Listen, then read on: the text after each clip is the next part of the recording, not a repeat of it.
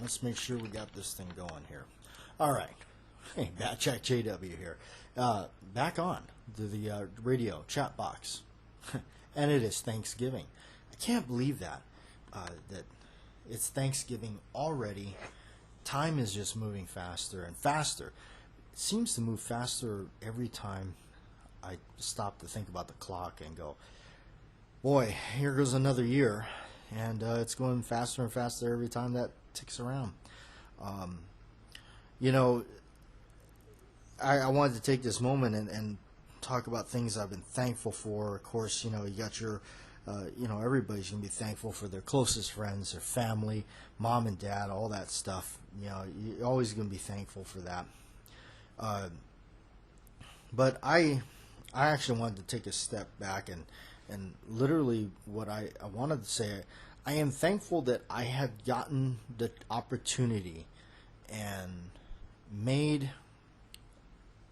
an income, made money at something that was my hobby, strictly my hobby, my hobby of firearms, and mostly a collector. Always been more of a collector than a shooter, that's for damn sure. I can say that without a hesitation. I don't really care about sending rounds downrange. I've always been more interested in the collecting part of it. It's always been, of course, the collecting of unique stuff, classic stuff. I've always drifted towards the classic stuff. The new age stuff, the tactical, whatever you want to call it, has zero interest to me. In fact, to me, it's quite comical. It's always funny to see, you know, and then you see people at the range. It's like they got all their tactical gear on, with their tactical pants that, you know, have more pockets than a mechanic suit and everything, and they go out there and they're shooting without safety glasses, and it's like, yeah, how tactical are you going to be when you lose your eye from a ricochet? But anyway, so. I was very fortunate to make money at something that was my hobby. And looking back at how I got there is really why I keep my faith. It's just it was just definitely something that was I don't know how it really got there. I mean, other than just believing and having faith and walking that line and saying, I'm going to do this. And as a good buddy of mine, it still is, he said, you know, whatever it is you're going to do, be the best at it. Unfortunately for that aspect, I fell short on keeping up with the times and what's new and latest, greatest, all that, because my problem is it has no interest to me, so I really don't care about it. For all I care, it can just, you know, go kick stones. But what interests me, I read up on it, and I look through catalogs and you know, read articles about it and the history about it and everything like that. So so sorry about all the outside noise. We got the window open tonight and just letting the cool breeze come on in. But so I'm trying to remember the story as best I can. I know it's changed over the times because sometimes I needed to not reveal too much because either currently I was with that company or whatever. So plus I don't like to rag on companies, good or bad, you know, that I've either had employment with or whatever. But you know, this was a time where both my buddy and I were laid off from our job. We both worked at the same place together. It was kind of like it was a coffee land kind of maintenance job, and it was a good job. Made a lot of money. Made good money. That was for sure. You know, it was good. It had its good times, but you know, we had bad times. We were, you know, verbally abused and whatnot, and the person running it really had no clue in their life whatsoever how to run it. So him and I both we were done. I can't remember if he was laid off or he quit.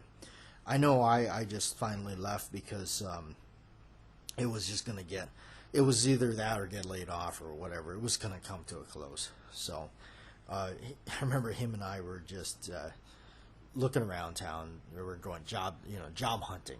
We had nothing to our name. We had like hardly any money. I mean, we were scraping together, buying McDonald's and whatnot where we could, and so we were just putting in applications everywhere. And I remember him dressing up in his suit. I mean, he had like the full-on slacks, dress shirt, tie, all that whole thing. It was like really funny.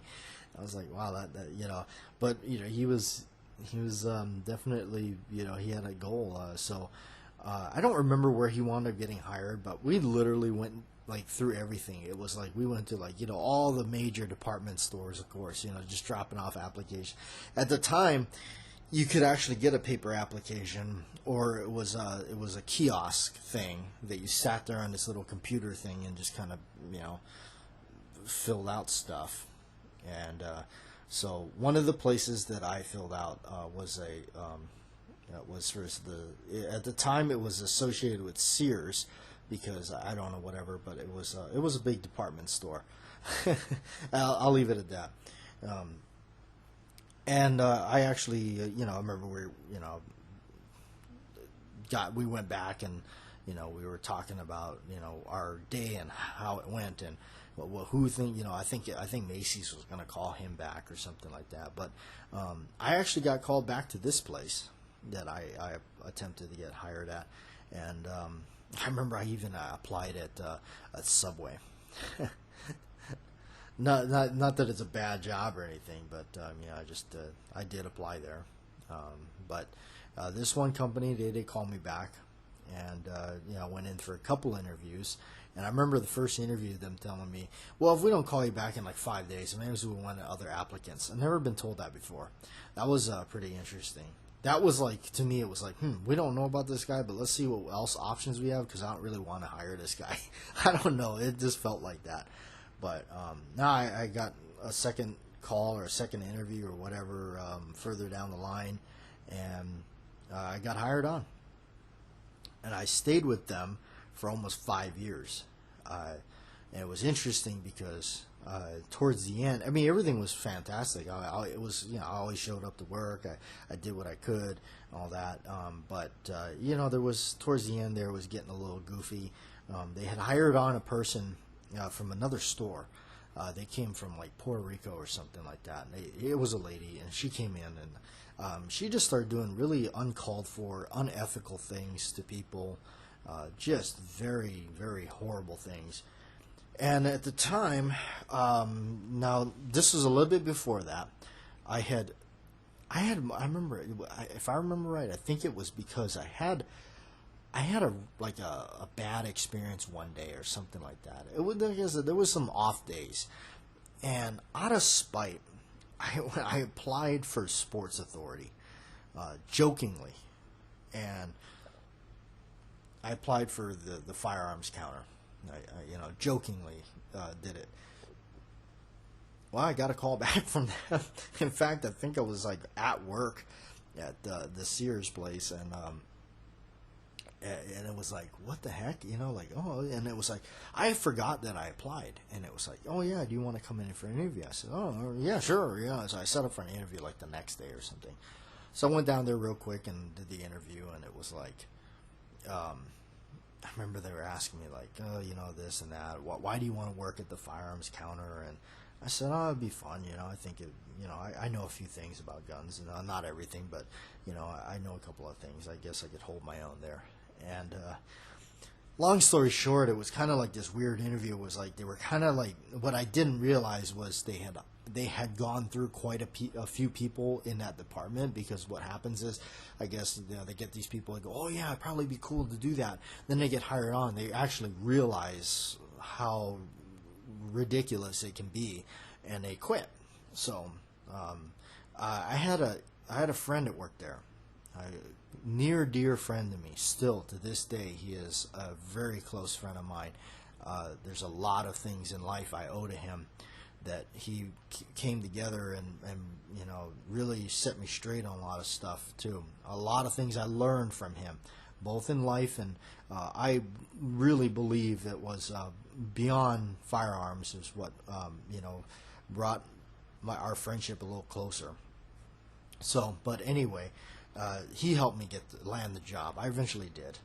In fact, it was like a 2 hour, like after I got out of the interview, it was like I remember the boss, the guy, was telling me, he says, he got done telling me about he doesn't like people that lie to him, because he feels like once you lie to somebody, it's pretty much over, like the relationship is tainted. And so, like, not like he told me that in the beginning part of the interview, and then like towards the end, he goes, I noticed on your application you put like open availability like 7 days a week, all times. He goes, but then you're telling me you work at this other job, and you're really only available like this day. And I said, well, that's because I wanted to get an interview with you. And he looked at that like, wow, like, I just straight up said that. Now I'm walking through this interview like thinking, I don't even know if I'm, what I'm doing here really. So I wasn't that serious about taking it. But I wound up getting the job. They called me back like later that day, like within a couple hours, and said, hey, what's your shirt size? Yeah, come pick up your shirt and we'll get you signed in and get you trained up. I'm like, wow, that's crazy. And so, I started working super part-time. Like, I literally, like, in the morning time on, like, Monday morning. And I would just go in there and do that. And that went on for, like, a little while. That's all I really wanted, was just that. Now, it was cool. I did that and then did the other thing. And so fast forward back to this manager up at the main job I'm working with, the one from Puerto Rico. And, she's going around and doing all this unethical things to people. It was really bad. I was really shocked that they allowed such behavior within management to go on like that. That really shocked me. But I'm going to add this little tidbit in. Yeah, as karma would have it, there is no more of that business. It's all going downhill fast. So anyway, basically, I one day it came down to it where it only got, and mind you guys, I made every attempt I could to bring it to the attention to the proper people, from HR to store management, whatever. And I was treated poorly. Store manager didn't even know my name. After working there for almost 5 years, basically didn't care.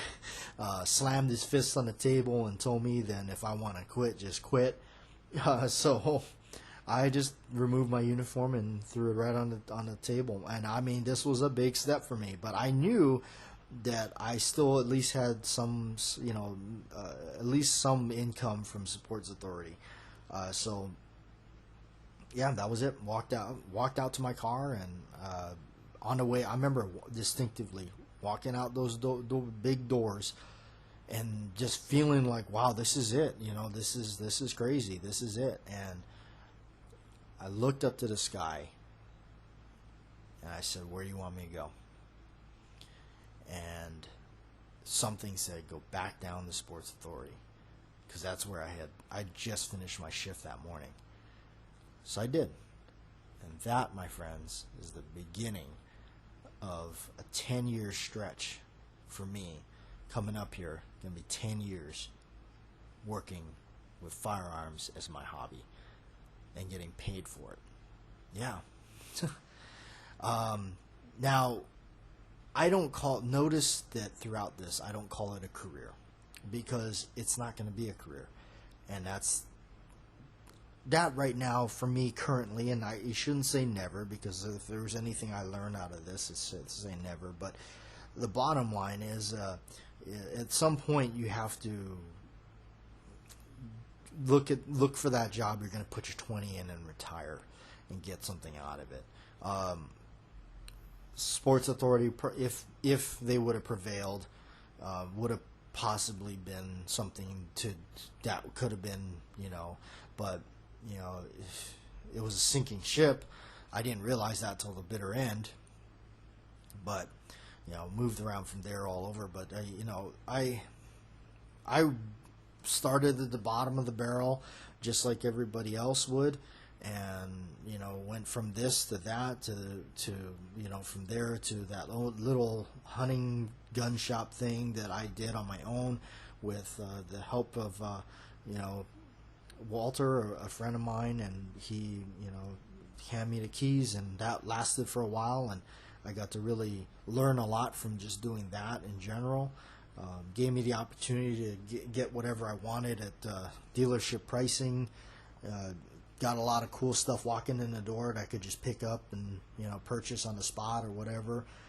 So it was I was very fortunate. And then I felt like a rabbit and wanted to jump away and landed myself out here in good old Arizona. And boy, did I get immersed heavily into this business and dealing with the customer service aspect on it. Now, I did get the chance to do both out here, both run, work at a gun counter and all that, and now I'm just doing something that's definitely different. But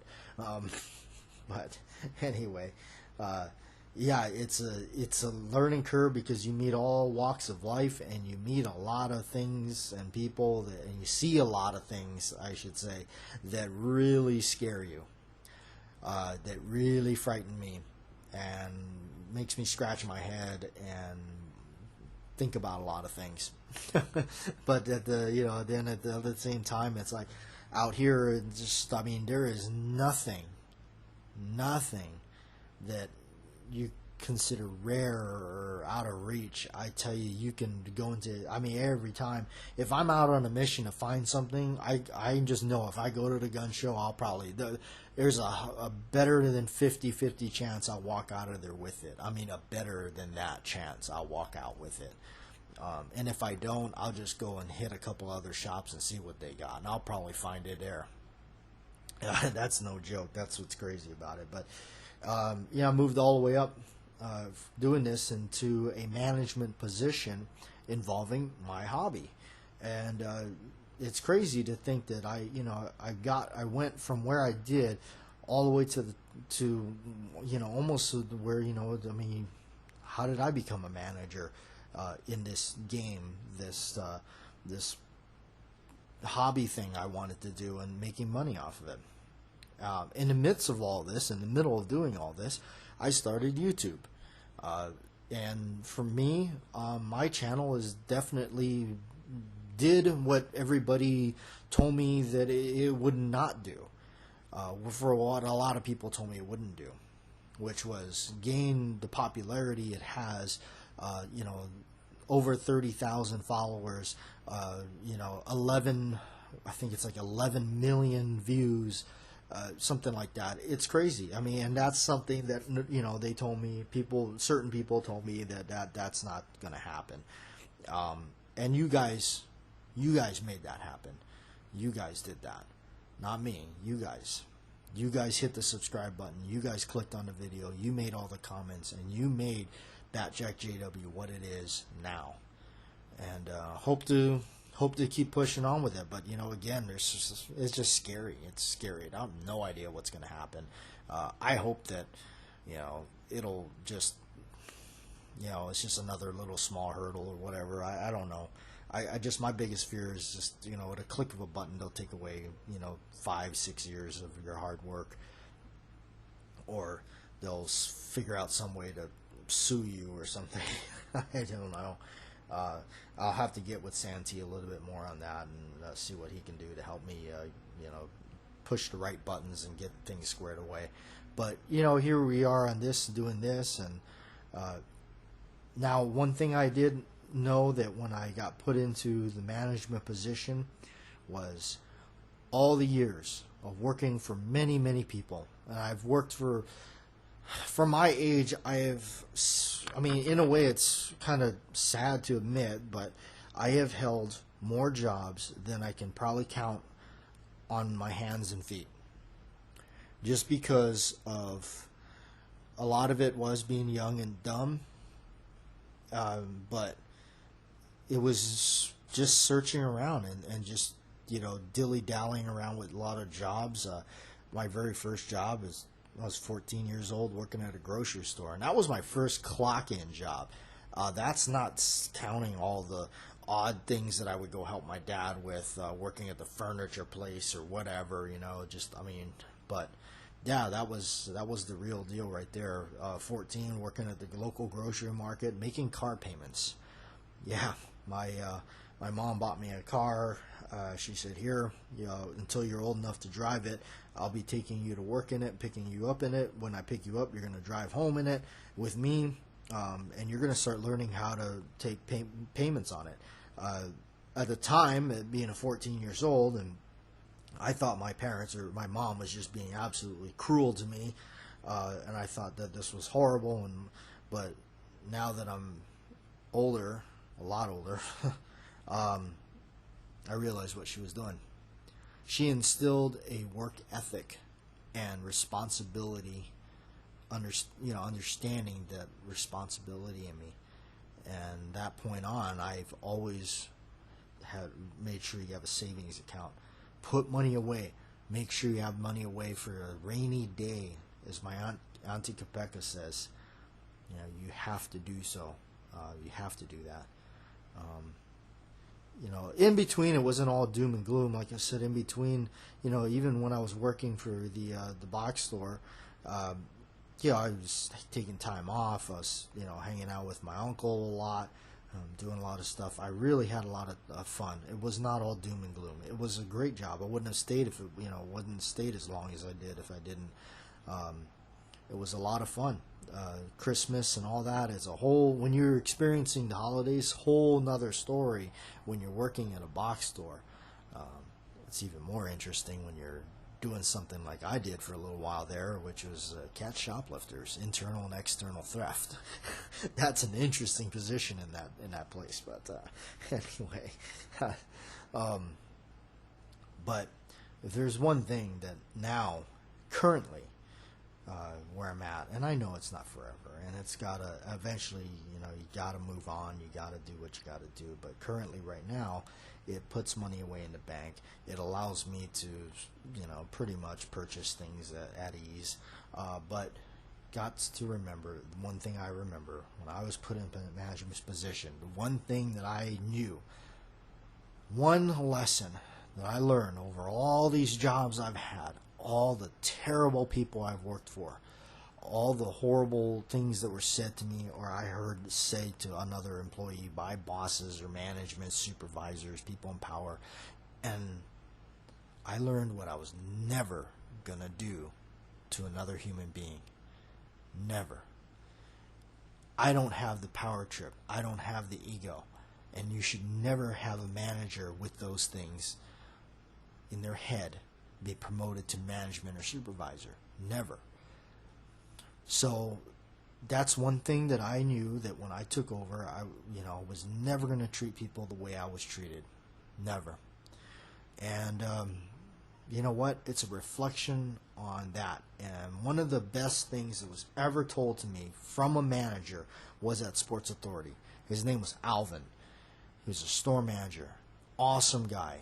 Absolutely awesome. And you know what he told me?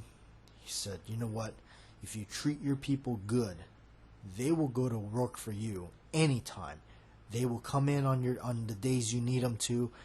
They will be there. They will get your back. You treat them like crap, they won't do anything for you. Yeah, as the old saying goes, people don't quit jobs. They quit bosses. And so, it's one thing I learned from him. And I know I just got done saying the one thing I'll never do, but there was some good. There was some good in some of these people, and Alvin was a guy that understood something, and I took that. I took that as what to do, and I can tell you this much: that if I need the help, my people are there. They will come in. They will help me. They will do whatever it takes. And call that flaunting it? Hell yeah, because I take care of them. So, but all the other times where I was verbally abused or all that, or other people were abused in front of me by management, or management just didn't care, or you're just another number, yeah, I knew that was what I was never going to do. So, working for mom and pop things and working for corporations has its disadvantages and advantages, that's for sure. You know, mom and pop, those kind of places, they always take care of you. I always feel like if you work for mom and pop, you're going to be a name and a person. You're going to be a personality. They're going to know who you are. You work for corporations, you're just a number, a tooth on a wheel, but you'll make money, possibility to move up in a company if you want to, work hard at it, become, you know, make it become something. But, you know, unfortunately with mom and pop, they can only take you so far because they don't have the big corporation to financially back them. They just don't. I had a small stint of a job when I was out here that was not involving firearms. It was a big company, and when I was concerned about staying till like 3 o'clock in the morning because of the holidays, because of the big shipments in the box store that was happening, I was just concerned because I'm not a night owl. I don't stay up that late. I haven't done that since I was a teenager, 18 years old, hanging out with my big brother that now lives in Seattle, Washington. His words were to me, turn in your 2 weeks notice and quit. Well, you know what? If you're a team leader, you're supposed to lead your team and not tell them to quit. You don't just tell people to give up. You're supposed to motivate people, help them push on, help them accommodate them. You know, do whatever it takes to get the job done with people. But, you know, you want to treat people good. Treat people how you want to be treated. But some people just don't understand that, I guess. Anyway, I am thankful for everywhere I got. All the jobs. The culmination of this and getting to do this. And here I am out here, and every kind of firearm that I want to buy and collect is at my fingertips, and I can go out and get it. It's a nice thing. It's definitely a change of pace for sure. It's fun. It's been fun. Who knows where the road goes on, but man, life is short. You gotta live. You gotta laugh, because it's gonna come to an end before you know it, and you better hope you lived it out and laughed, because in the end of the day, everything's too short not to laugh. I'm Batjack JW. Like, share, and subscribe. Thank you guys for everything, for what you made the channel here. You guys are Batjack JW.